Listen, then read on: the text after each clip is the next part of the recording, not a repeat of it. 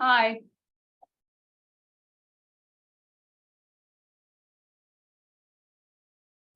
Hi, Beth. Disaster averted. Thank you.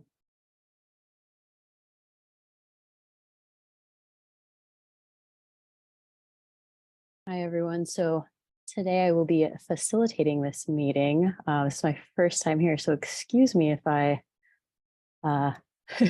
just have hiccups, but I'm going to try my best to do my best here. But I'm going to try to change my name because I didn't get my own login because I don't think I got the invitation in the first place. Okay. Or if you could change my name. I just noticed that, Beth. Yeah. okay, so just Beth Glen, correct? Mm-hmm. Okay. Perfect. Yeah, that was weird. Yeah, I used her I used Allison's login because I don't think I was on the mailing list for this for whatever reason. So I couldn't accept it and get the link. So Okay. Yeah, no worries. Okay. Let's see. I'm going to get us set up here. and then I'm planning to share my screen. So can I just test it? Yeah, perfect. If you want to go first, feel free. Yeah. Okay. Cool. Perfect. Stop. Okay, I'm going to steal it. This here.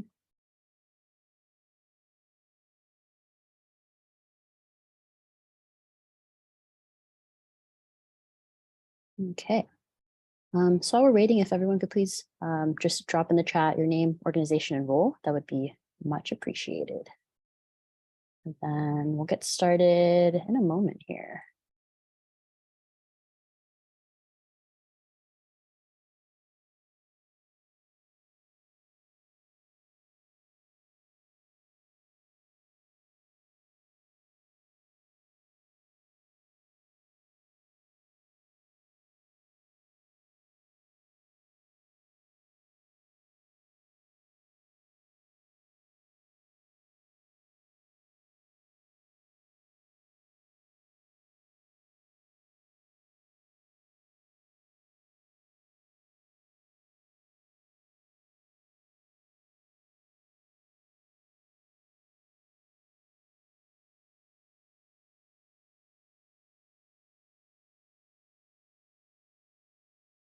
Okay, great. So it is 12 o'clock. I'm going to go ahead and start. I do know that few people will be joining us periodically, but I just definitely wanted to introduce myself as I will be facilitating this session. My name is Alex Gorey. I'm here on behalf of Julie Dang's team here at UC Davis Comprehensive Cancer Center. I'm a program coordinator. And like I said, I'm going to do my best to make things running smoothly. If there's anything concerns, feel free to send me a message in the chat if I'm doing something wrong. But yes, so we'll go ahead and get started. So I'll go ahead and move on to this next slide. So I don't know if this is something you all normally do, if we have time for it, but a quick little icebreaker. If you want to drop in your favorite flower in the chat, please do. If we want to share one, that'd be awesome. If not, we could definitely move forward too. Okay, let me see. There are folks saying roses, hydrangea, lilacs, peonies. Oh my goodness. Sweet peas. Awesome. Oh, peonies is winning. Great. Okay. Well, happy spring, everyone. So we'll just keep moving here. So just some housekeeping, general things. I know we've done a lot of Zoom meetings, so everyone should be muted. If you have a question, just please unmute yourself. Please utilize the chat box. I'll do my best to monitor that. This webinar is also already being recorded. And then at the end, I will drop in an evaluation link to everyone to take after this session, and then it'll also be emailed to you as well. Okay.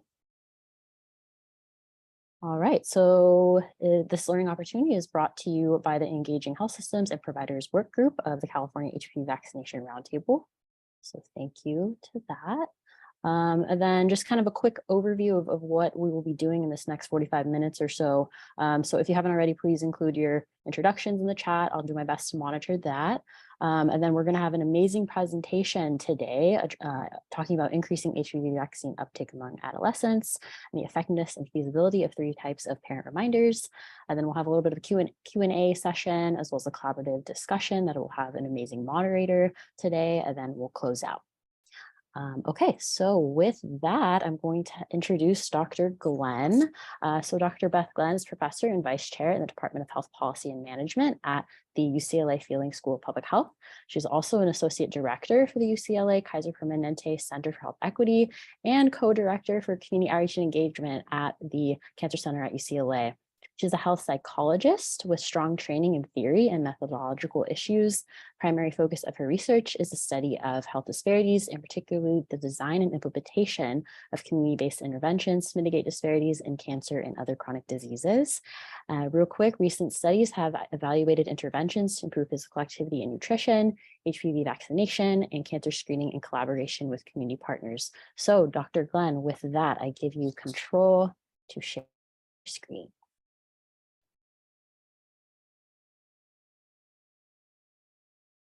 Great.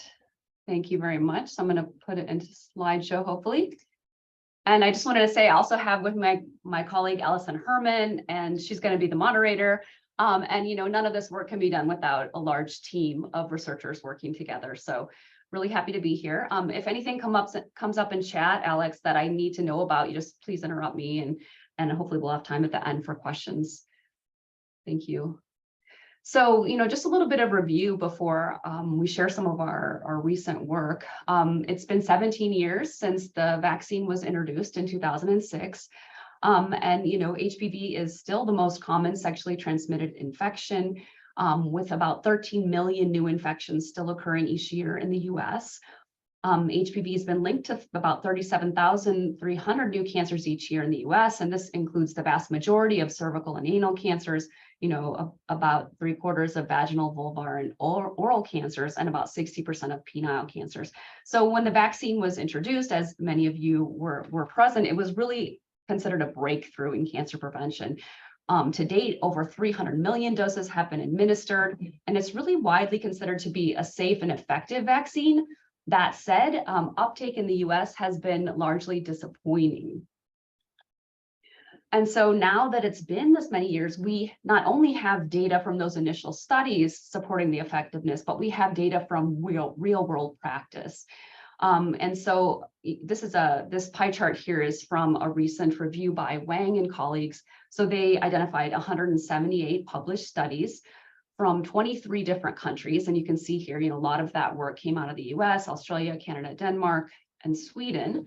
And most of the studies that were done, at least until the last several years, were focused on those precancerous outcomes. So genital, anal, and oral infections, genital warts, cervical lesions, and precancerous growths in the cervix. And so that's very important because those are interim outcomes. But more recently, and those studies have all supported the effectiveness, but more recently, we've actually seen these studies coming out that have shown reductions in cervical cancer incidence. And so this is really, what the purpose of the vaccine is, and very, very exciting. And we can see here that these are studies that were done in Sweden, Britain, and Denmark, where there is probably a higher coverage of the vaccine. And so it's easier to study cervical cancer incidence. But you can see here the earlier adolescents are vaccinated, the better of a job the vaccine does. But due to lower incidence and more complex etiology, data confirming prevention of other HPV cancers is not yet available, and that's not unexpected. So I was also going to review the history of the recommendations for vaccination.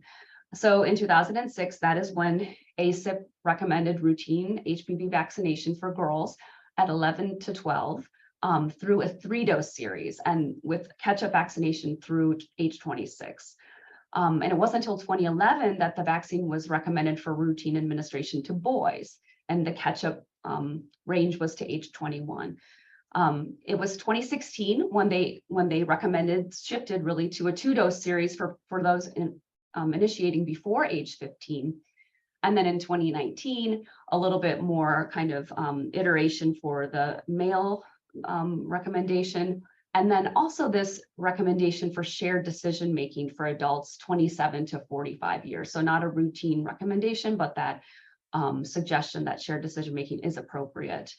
And then in 2022, as most of us probably heard, the World Health Organization kind of shifted to recommending either the 2-dose series or considering a single dose. And this is, really a worldwide consideration, not something that's currently recommended in many countries, but something that they suggest is potentially valuable.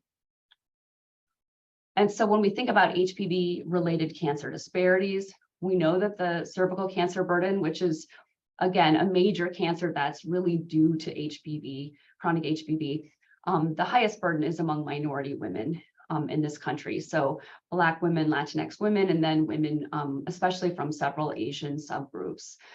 We've also seen racial, ethnic, and socioeconomic disparities for other HPV-related cancers. And, when we think about, these continued disparities, we can see here, this is women that had a recent pap smear in the US, and you can see that these disparities in the cancers are reflected in uptake of the pap smear. So we don't see many disparities between Black and white women, but still lower uptake among Latinx and Asian women.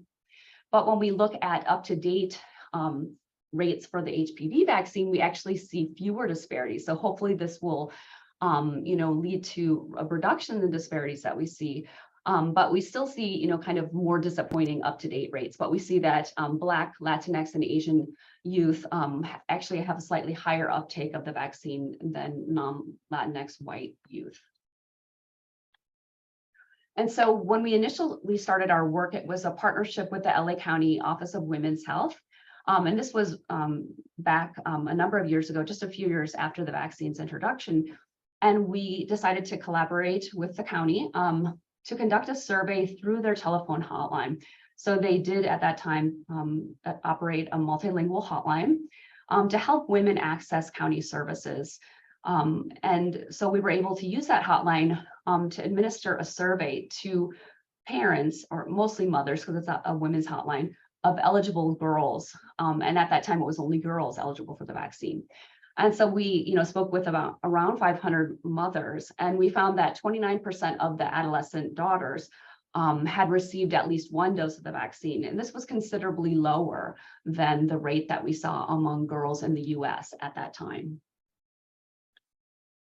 And so, what we also learned from this survey was that, there was a number of potential barriers that we heard from mothers of unvaccinated girls, reasons why they hadn't got their child the vaccine that were fairly addressable.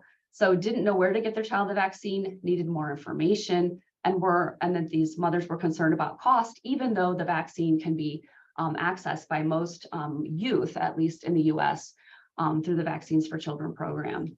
There was some concern about safety and side effects, but there wasn't much endorsement of some of these other barriers that were really more prominent in the lay press, like concern that it's going to kind of make daughters believe it's okay to have sex, or concerns about fertility and so on.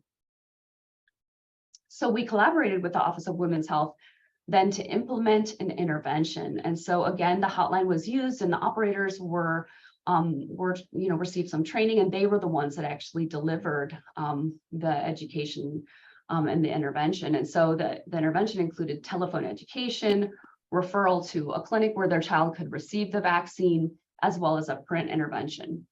And the primary outcome was, receipt of the vaccine at 3 and 9 months. We also looked at parental attitudes towards HPV vaccine, which could be interim outcomes. But we didn't see an intervention effect. So there was no difference between, callers during the intervention weeks and callers during control weeks. But we did see that 40% of the adolescent girls had gotten a dose of the vaccine by the time of 9-month follow-up. And we also saw improvement in parental attitudes. So, some of the lessons we learned from that initial study, obviously 40% increase in unvaccinated adolescents could be considered a successful outcome from a public health perspective. But, why no difference between people that got that telephone education and so on, compared to those that really just got a brochure? We thought that study participation might be a nudge for parents that were in the control group to get their child vaccinated, so they didn't even need that more intense intervention.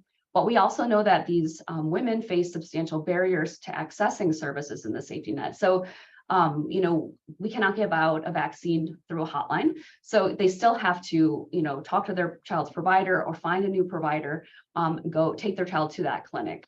And this really prompted us to shift some of our focus to safety net clinical settings where the vaccine can be accessed right there where patients are already receiving care.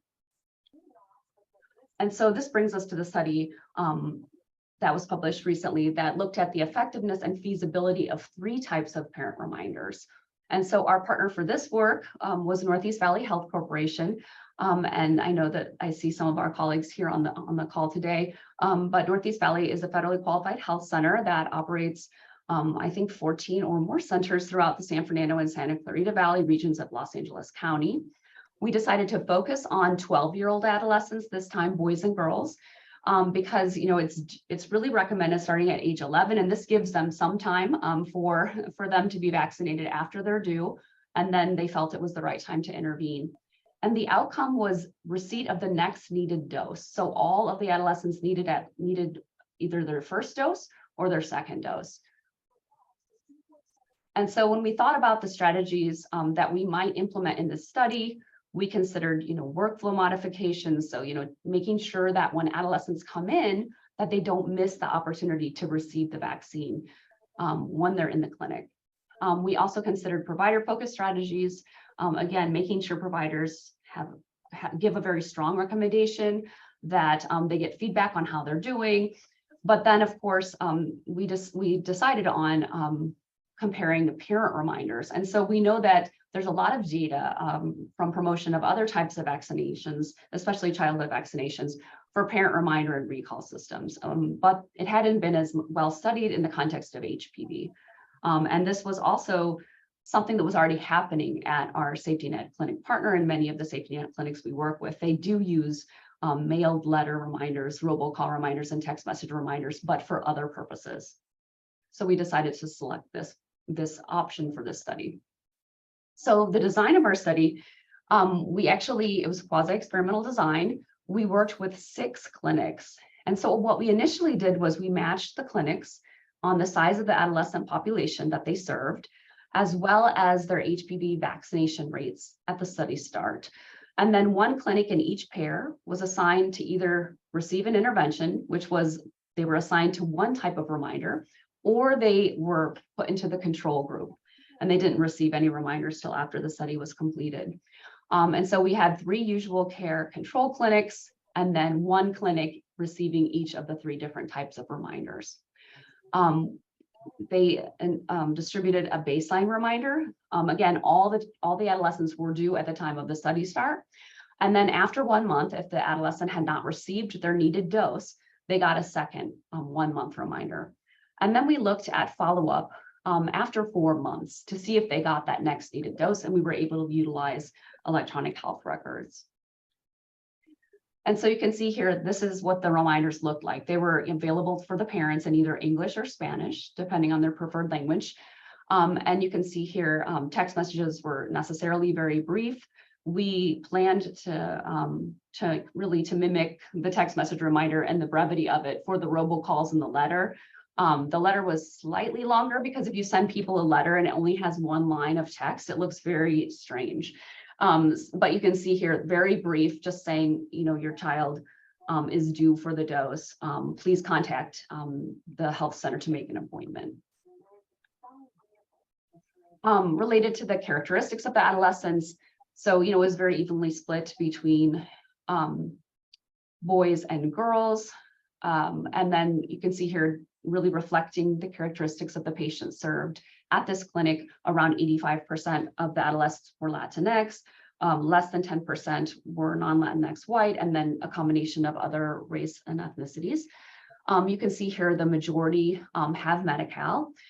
Really a low percentage were uninsured, and again, these are youth, so there are quite a bit of public insurance programs for them. And then you can see here that close to 2/3 were due for the first dose, and then the remainder were due for their second dose.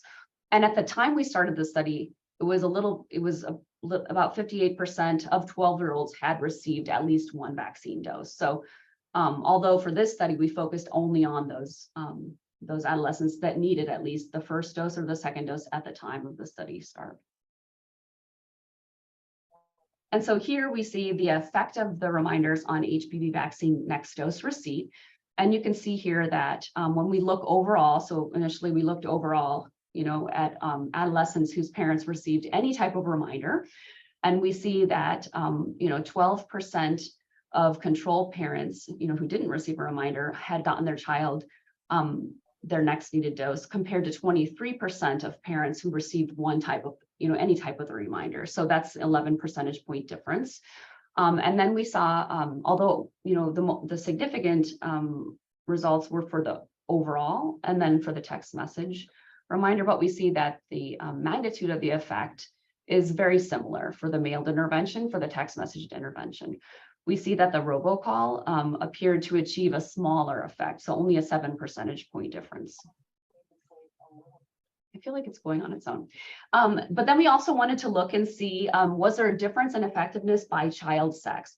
And so here we can see that actually there was a much larger difference for boys than we saw for girls. So a 15 percentage point difference for boys if their parents got any of the reminders compared to control, and only a 6% percentage point difference here for girls. But then we also wanted to not only just look at effectiveness, but look at feasibility. And so what we did was, we're here kind of depicting the percent of reminders that were successfully delivered. A caution is that, we can never be sure that they're successfully delivered, but if we didn't have evidence that the email, the mail was returned to us, that the text message bounced, or that the robocall, was not answered with an answering machine, voicemail, or a person. If we didn't get data to suggest those reminders were not delivered, we assumed they were delivered. And so you can see here that overall, it's about 83% of reminders appear to have been successfully delivered. And this is the first reminder. But we see that it's only something like 67% of robocalls. So again, at the time we did the study, already, I think our phones are rejecting. Someone have a question? Of course. Well, and that's how I felt, like the way the customer responded is like, what the fuck? It goes from messy to really messy in a hot second. Oops, I think if you're not on mute. So anyway, we can see here that the feasibility of the robocall was the lowest. So only about 67% of robocalls were either picked up by a voicemail or picked up by a person. And so that seemed to be the least feasible method. And then when we look at the 1 month reminder, so this is the second reminder, we see that it improves a little, and that's because they had a little bit of tracing they were able to do to double check people's phone numbers, to double check people's addresses. But we still see that robocall is the least feasible. So, kind of summary and conclusions, it was 11 percentage point effect overall. So that's, a modest improvement, but meaningful, I think. But the overall effect appears to have been driven by those text message reminders, especially, as well as the effect among boys.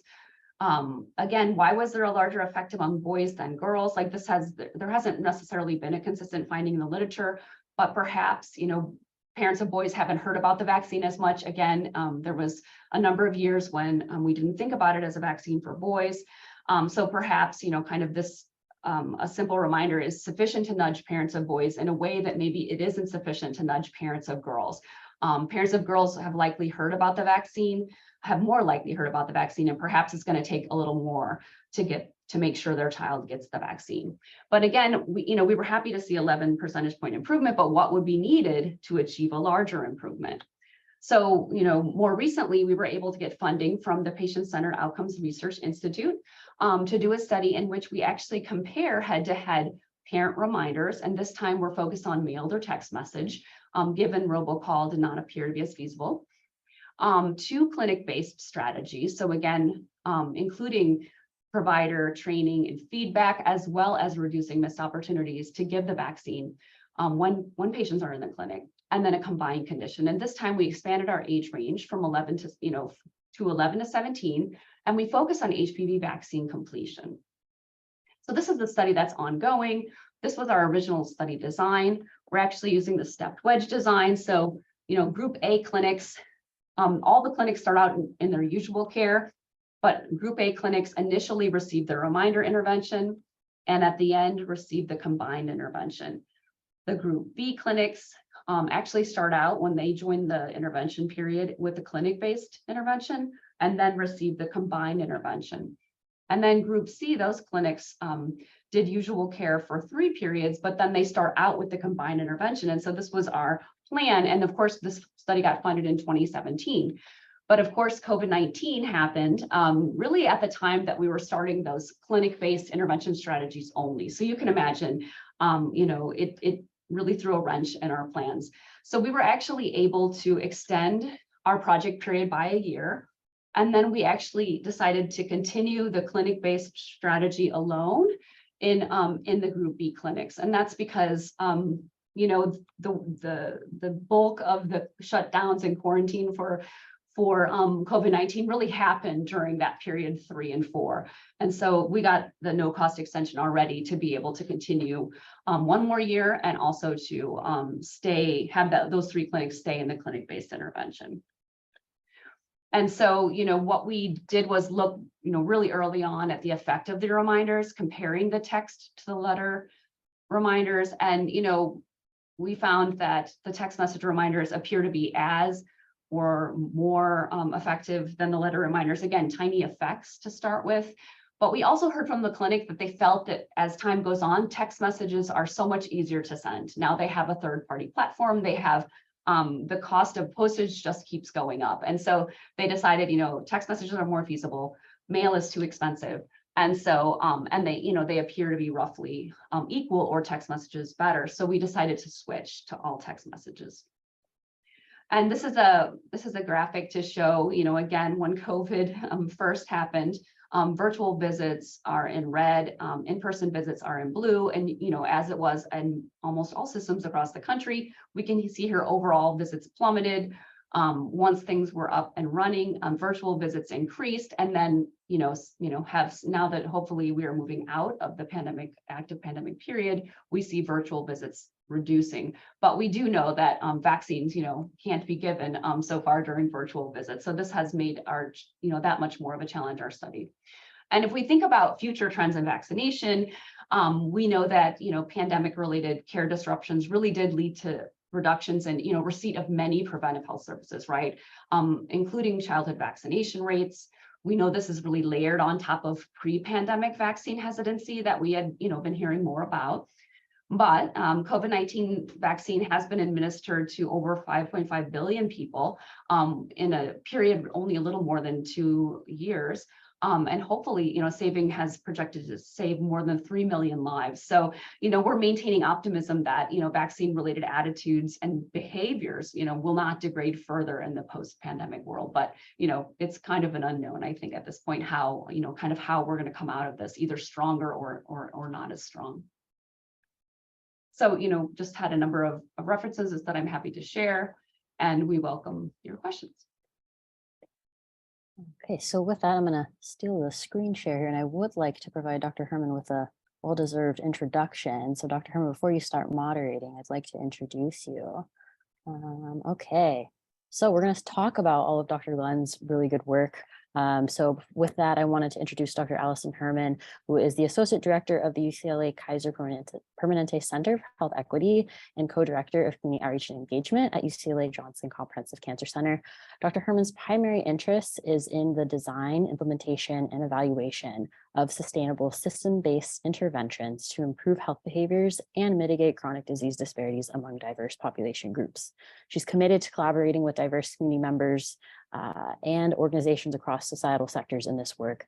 Dr. Herrmann currently serves as an investigator on numerous community partner research projects aimed at improving the health of diverse population groups, including studies aimed to increase HPV vaccination and colorectal cancer screening among safety net clinic patients. So with that, Dr. Herrmann, take it away. Thanks so much for that. Lengthy introduction. I appreciate that. And thanks everyone for your time and attention. I see one comment in the chat. I would say, can folks unmute themselves? Is that an option, Alex, or not? Yeah, okay, great. So if you have a question and you would like to unmute yourself and ask that question, I would invite you to feel free to do so. I'm going to go ahead and read this first message from the chat.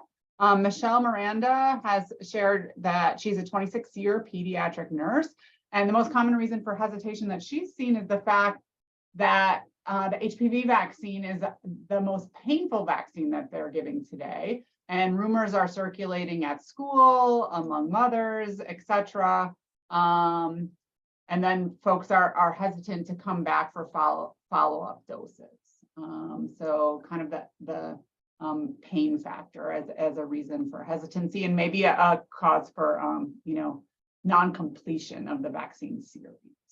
Yeah. Want to comment on that, Beth? Yeah, I did see the comment. Yeah, I think that there has been concerns about, I mean, I have heard before, opinions on right and left though about the pain, how painful the vaccine is, but also the syncope issue, I think you mentioned. I think even for my own child, when he got the HPV vaccine, of course, they don't know what I do for a living. So they're like, we're going to give them the HPV vaccine, and then we're going to make sure they sit here for 5 extra minutes. And so, I think that, and that was the UCLA clinic. So there's definitely, I think, concerns about that. I was a little concerned that they were making my son concerned about that, but anyway, he did not faint. So I was happy about that. I think that the issue of coming back for follow-up doses, I think we don't understand so well amongst those that get the initial dose, how much of not completing the follow-up doses is due to some type of resistance or just a scheduling or hesitancy or a scheduling issue. I mean, it's hard to say. I think we haven't done a lot of work to check with people and see, why haven't you come back? I mean, we haven't run into a lot of that in our own work when we speak with mothers, because part of our new study is we do speak with mothers and providers too. And I feel that I'm sure some of that failure to get the additional doses is some type of bad experience the first time, but we're not hearing it a lot. Instead, we're hearing, people are like busy, they forgot to come back. They, and also providers feeling like if the child got at least 1 dose, they even feel more empowered just to say it's time for the second dose because they know that the parent accepted it the first time. But I do think that, some of that is probably underlying the completion rates we see. All right, I'm not seeing additional questions in the chat, so I'm going to ask one question and then, please hop in, folks. But I think it might be helpful to comment a little further on, sort of what we were thinking going into this study, sort of pitting the vaccine or the vaccine reminders versus the, system clinic level changes, workflow modifications, those sorts of things. Going in as a team, we really thought probably the clinic-based changes might be more impactful and that these reminders are just kind of a little nudge. And then the data that we're looking at shows something a little bit different. You want to talk a little bit about that? Sure, yeah. So, we did the initial study where we compared the effectiveness of the reminders, and the outcome is receipt of the next needed dose, which is a little different than looking at rates. It's like harder to budge rates, but, so we got, that 11 percentage point bump from the reminders, but then we thought, well, I think we can do better. So then when we started our current study where we're comparing the reminders to the clinic-based strategies and the combined condition, we definitely thought that the clinic-based strategies would be more effective.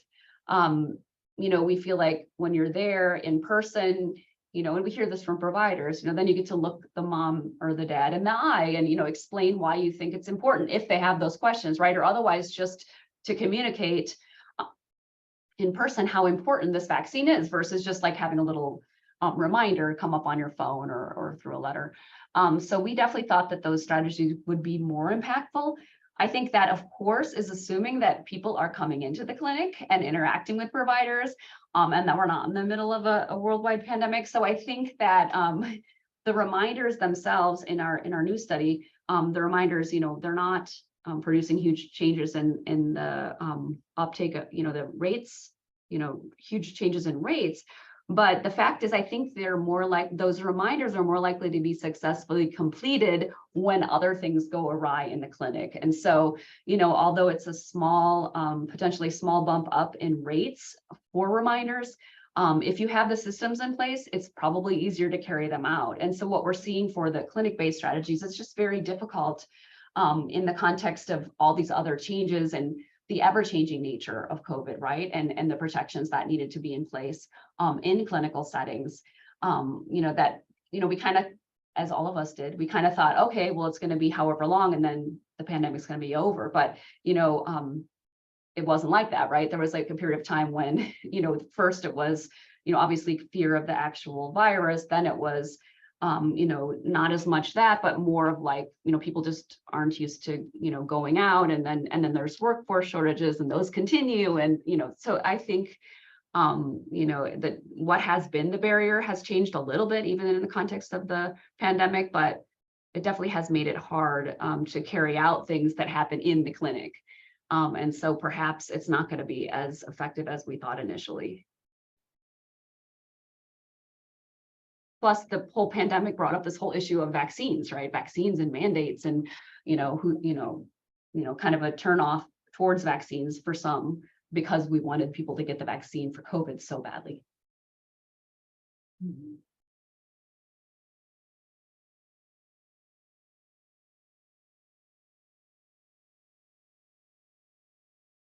Oh, we have a question from Angela.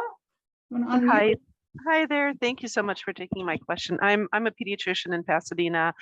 And my question is maybe a little bit outside of the subject of the return for a second vaccine, which was actually a wonderful study. Thank you.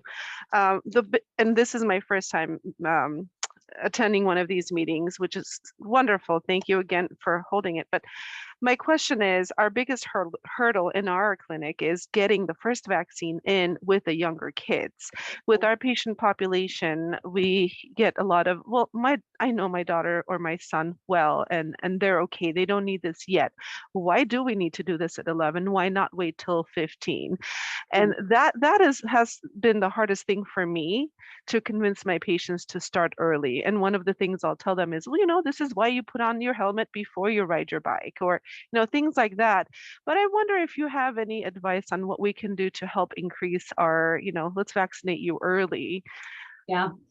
That's a good question. Good point. I mean, one thing I think we are seeing more is more interest in actually recommending the vaccine for 9 and 10-year-olds. And that's just like to try to take it. And, a lot of folks would wish we could give it to, like we give the hepatitis B vaccine. We wish we could give it starting at birth, but, we don't have the data to suggest the immunity lasts that long. It doesn't make sense here. But the fact is, trying to disconnect the the sexual risk behaviors from the fact that this is a cancer prevention vaccine that we give at an early age, and also I've heard the CDC, some of our CDC colleagues talk about this. They even are okay with saying it does help, the earlier you give the vaccine, it does produce stronger immunity. So sometimes that's, I think the recommendation that you focus on, this is a cancer prevention vaccine. We get a stronger immunity when we give it at younger ages. So it's recommended for everyone, starting at age 11, and just kind of move on. And I think that the other part is just saving the more full discussion for the parents that really need it. And then for the first attempt being really, this is, a strong recommendation, your child is due for this vaccine, the way that you do recommend other childhood vaccinations. And then of course, parents that have questions, you're going to have more of a conversation about the things that they want to know more about. But I'm sure it's harder to do than I'm describing it. No, it's actually, that's actually very true. The statement of it works better when given young. You're right. That does kind of tend to steer them a little bit better. Many of our patients will say, well, does it really work better if I do it at 11 versus 14 and a half, right before they need that third dose? And that is often where I get a little bit stuck. Yeah, I think that, yes, no, I mean, when people put the onus back on you, I mean, yes, you don't have data to suggest exactly how much.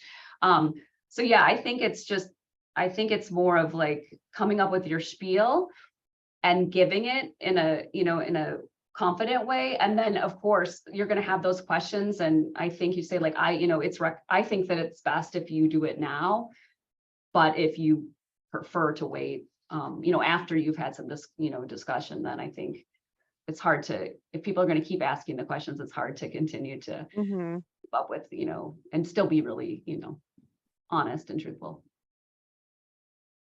Thank you.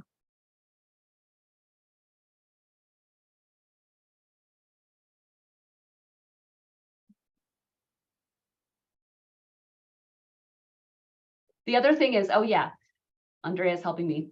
The other thing is to recommend, Angela, is to recommend, this is, I heard this also from my children's providers, is to give, if your child gets the vaccine before they're 15, they get 2 doses. If they wait, they have to get 3 doses. And that actually is even effective sometimes with the youth themselves. So, they don't like shots much.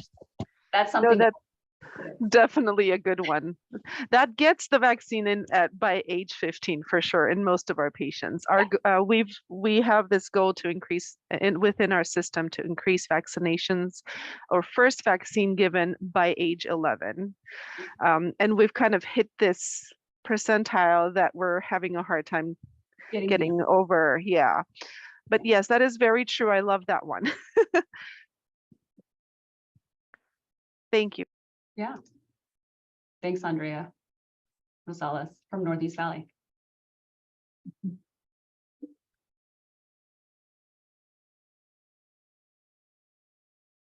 Other questions?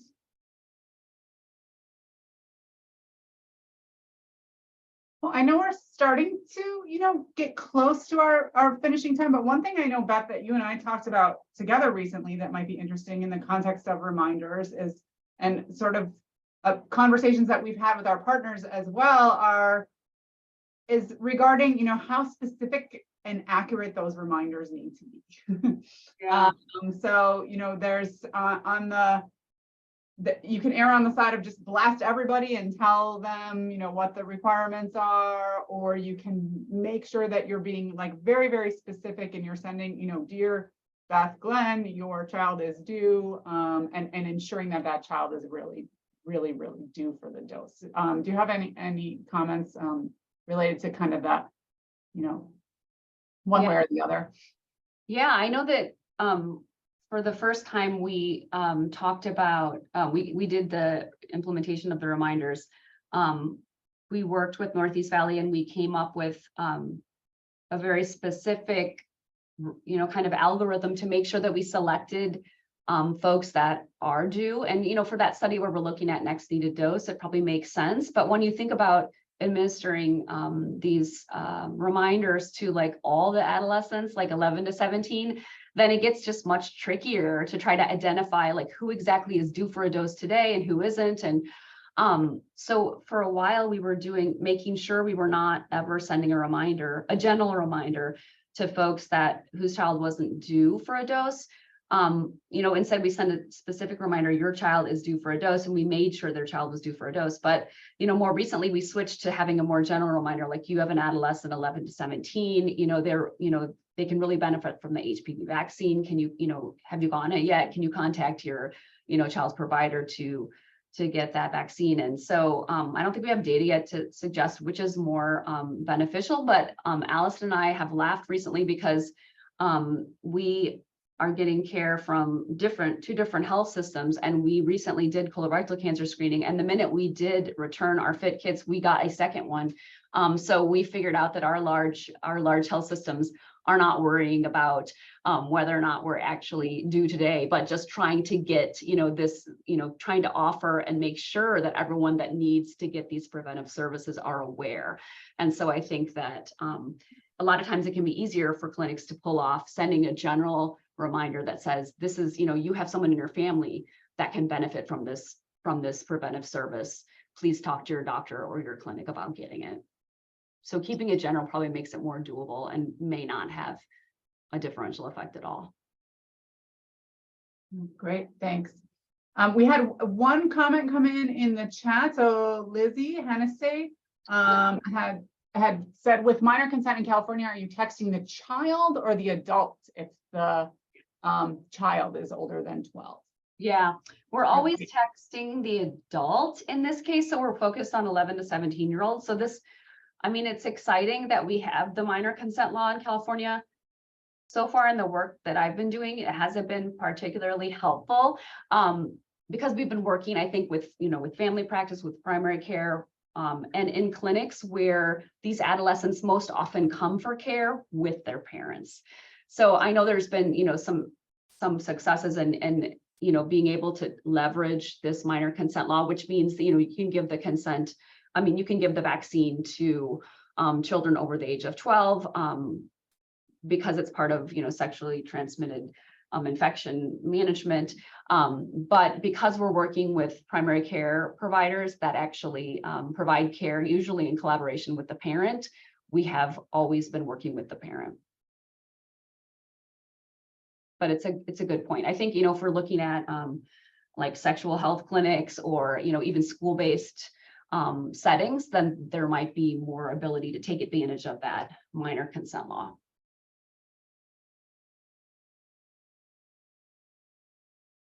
Thank you. Can I further elaborate on my question? This is Lizzie Hennessy. Hi. I think the concern more is around reaching out to a child who received the vaccine without their parents' consent. Okay. Yeah. And they don't want their parent to know. And so let's say we're then sending a text reminder that you're due for your second, and the parent's like, wait a minute, how is that possible? Yes. So that is a really good point. I think we've always focused, we're not working in the context in which the minor goes for getting the vaccine separately. So we're only working with, when we said your child's due for the dose, it was only when we had data that was not that, that did not come from a confidential visit. So if they had received the vaccine during a confidential visit, we wouldn't have utilized that data to say you're due for the second dose. But I see. Yeah, that makes sense. of course, we might still be reminding parents of children whose kids got the vaccine through the confidential dose and we don't know about it. That can happen, but I think it's pretty hard to avoid that. Mm-hmm. But yeah, I think there were reminders also not saying, you're due for the second dose or, a subsequent dose. usually pretty general, at least for the most recent study. Our initial study might have said which dose. Yeah.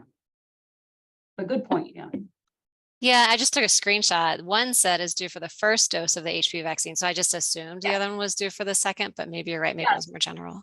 I think for that initial study with 12-year-olds that we did use the specific reference to the doses, but more recently we haven't been doing that. Yeah, that's good to know. So it sounds like it's not a reason for administration to delay doing this sort of outreach. The other thing I guess I kind of have in my favor is our local teen clinic, which is where teens would go and most likely access their first dose without their parents' consent, intentionally does not upload that to CARE.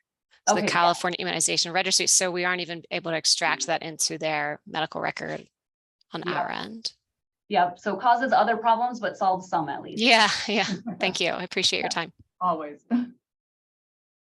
Okay, everyone, I hate to be the bearer of bad news, but we're at time. Just want to be mindful of that.